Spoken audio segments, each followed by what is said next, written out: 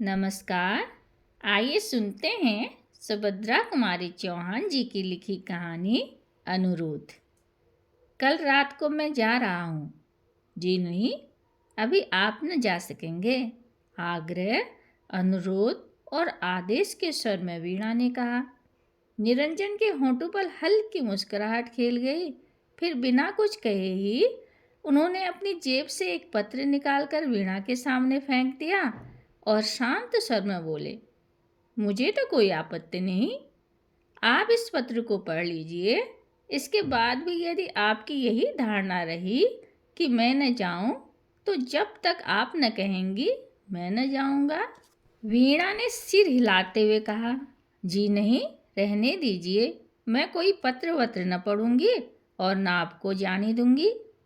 हल्की मुस्कुराहट के साथ निरंजन ने पत्र उठा लिया और बोले, आप न पढ़ना चाहें तो भले ही न पढ़ें, पर उनकी बात को काटते हुए वीणा ने कहा, अच्छा लाइए, जरा देखूं तो सही किसका पत्र है। पत्र लेखक मेरा कोई दुश्मन ही होगा जो इस प्रकार अनायास ही आपको मुझसे दूर खींच ले जाना चाहता है। निरंजन हंस पड़े और हंसते हंसते बोले, पत्र पढ़ लेने के बाद पत्र लेखक को शायद आप अपना दुश्मन न समझकर मित्र समझें। वीणा ने विरक्ति के भाव से कहा, जी नहीं, यह हो ही नहीं सकता। जो आपको मुझसे दूर खींच ले जाना चाहे वो कोई भी हो, मैं तो उसे अपना दुश्मन ही कहूँगी। निरंजन ने कहा, सच? पर आप ऐसा क्यों सोचती हैं? वीणा ने निरंजन की बात नहीं सुनी। वह तो पत्र पढ़ रही थी जिसमें लिखा था, मेरे प्राण, 1 महीने पहले तुम्हारा पत्र आया था। तुमने लिखा था कि यहाँ का काम 1-2 दिन में निपटा कर रविवार तक घर अवश्य आ जाऊँगा। उसके बाद सोचो तो कितने रविवार निकल गए। रोज तुम्हारा रास्ता देखती हूँ। उधर से आने वाली हर एक ट्रेन के समय उत्सुकता से कान दरवाजे पर ही लगे रहते हैं। ऐसा मालूम होता है कि अब तांगा आया, अब दरवाजे पर रुका और अब तुम, मेरे प्राण, आकर मुझे क्या कहूँ।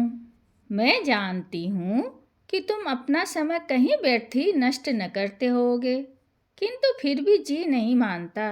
यदि पंख होते तो उड़कर तुम्हारे पास पहुँच जाती। तुम कब तक आओगे? जीती हुई भी मरी से गई बीती हूँ।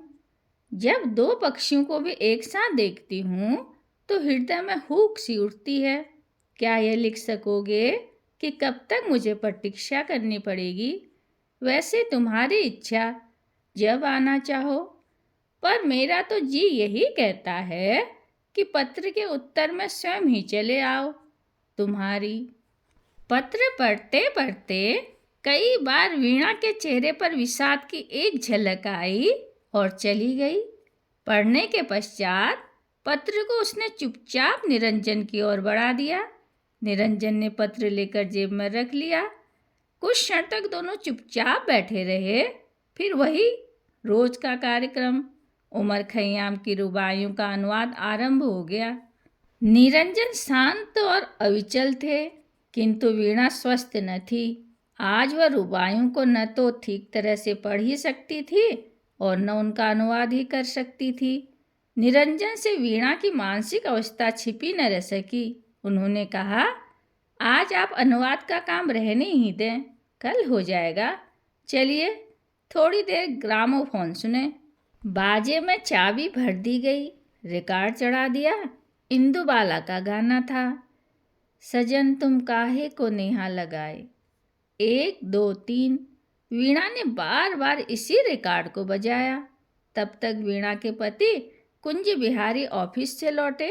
बोले, वीणा, तुमसे कितनी बार कहा कि इतनी मेहनत मत किया करो, पर तुम नहीं मानती। जरा अपना चेहरा तो जाकर शीशे में देखो, कैसा हो रहा है। उस दिन निरंजन के जाने के बाद वीणा ने रात भर जागकर सारी रुबाइयों का अनुवाद कर डाला। अब केवल एक बार देख लेने की आवश्यकता थी। निरंजन की पत्नी का पत्र पढ़ लेने के बाद वीणा अपने आप ही अपने नजरों में गिरने लगी। उसे ऐसा मालूम होता था कि निरंजन के प्रति उसका प्रेम स्वार्थ से परिपूर्ण है। क्योंकि उसे उसका साथ अच्छा लगता है, इसलिए वह उन्हें अपने दुराग्रह से रोके जा रही है।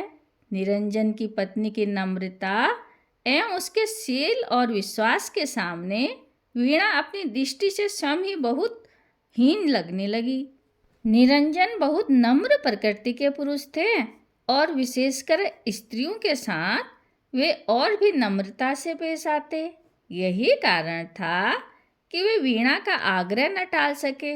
कई बार जाने का निश्चय करके भी वे न जा सके, किंतु आज वीणा ने सोचा कि अब मैं उन्हें कदापि न रोकूंगी, जाने ही दूंगी। मैं जानती हूँ कि उनका जाना मुझे अखरेगा, परंतु यह कहाँ का न्याय है कि मैं अपने स्वार्थ के लिए एक पति पत्नी को अलग रहने के लिए बाध्य करूं? न, अब यह न होगा।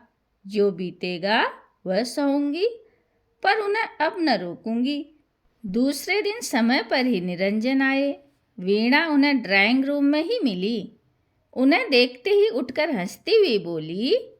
यद्यपि उसकी वह हंसी होंठों तक ही थी, उसकी अंतरात्मा रो रही थी। उसे ऐसा जान पड़ता था कि निरंजन के जाते ही उसे उन्माद हो जाएगा। कहिए निरंजन जी, आपने जाने की तैयारी कर ली? निरंजन ने नम्रता से कहा। जी नहीं, मैं आज कहाँ जा रहा हूँ? मैं तो जब तक आपकी रुबाइयों का अनुवाद न हो जाएगा तब तक यहीं रहूँगा। वीणा बोली, मेरी तो सब रुबाइयों का अनुवाद हो गया, आप देख लीजिए। आश्चर्य से निरंजन ने पूछा, सच? मालूम होता आपने रात को बहुत मेहनत की है। वीणा, हाँ, मेहनत तो जरूर की है, किंतु आपको आज जाना भी तो है। अब आप इन्हें देख लीजिए, 2-3 घंटे का काम है बस।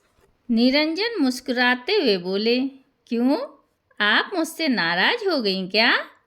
आप मुझे इतनी जल्दी क्यों भेजना चाहती हैं? आराम के साथ चले जाऊंगा।